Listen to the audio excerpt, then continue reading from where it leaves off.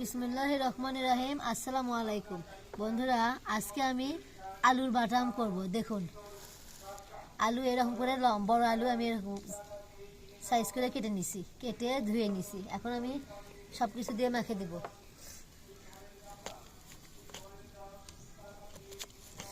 প্রথমে দিয়ে দিচ্ছি আদা, রসুন আর জিরা বাটা, কাঁচামরিচ আর সর্ষে একসঙ্গে মিক্সড করে নিয়ে আমি বাটে নিছি।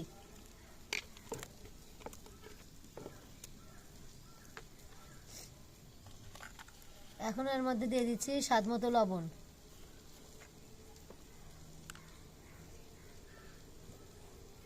হলুদ গুঁড়া,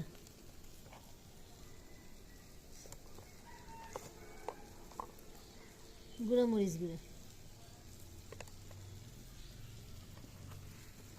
ভালো করে এখন আমি এটা মিক্সড করে নেব।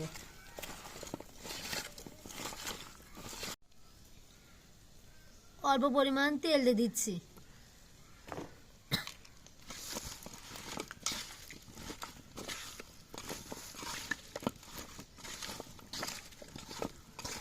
সব কিছু দিয়ে মেখে নেওয়া আমার হয়ে গেছে। এখন আমি সামান্য পানি দিয়ে এটা সিদ্ধ বসিয়ে দেব।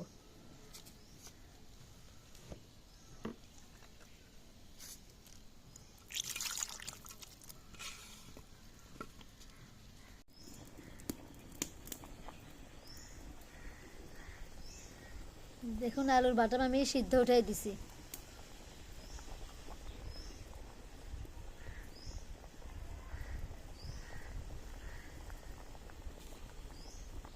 আমার পরিবারের সদস্যদের খুব পছন্দের একটা খাবার এই আলুর বাটাম।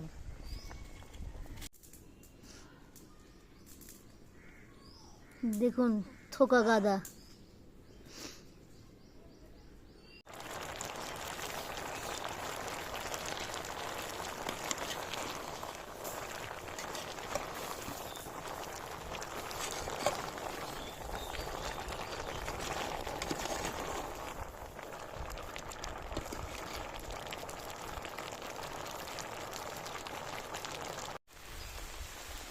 আলুর বাটাম সিদ্ধ হয়ে গেছে, এখন আমি নামিয়ে নিচ্ছি। দেখুন, কড়াই গরম হয়ে গেছে, আমি তেল দিয়ে দিচ্ছি।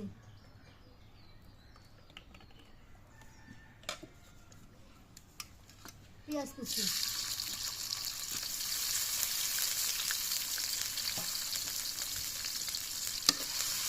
পেঁয়াজটা আমি লাল করে ভেজে নেব।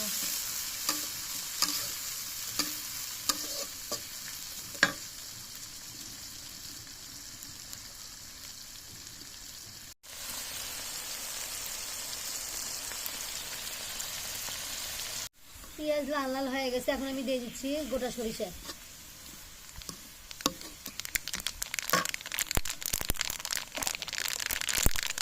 আমি এখন সিদ্ধ করে আলুগুলো দিয়ে দিচ্ছি।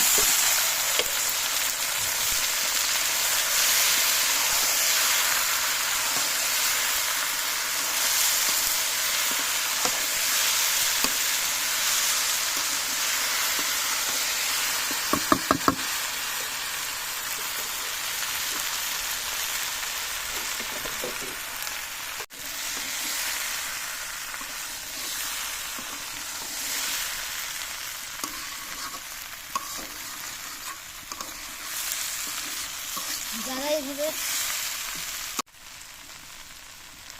এইভাবে আলুর বাটাম যারা করে খাননি তারা অবশ্যই আজকেই বাসায় ট্রাই করবেন আর আমাদেরকে কমেন্টে জানাবেন।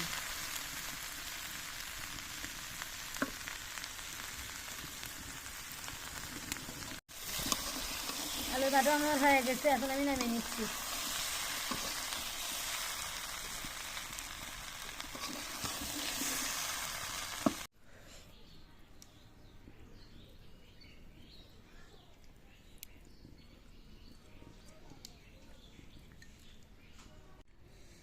বন্ধুরা, আজকে আমার আলুর বাটাম রেডি।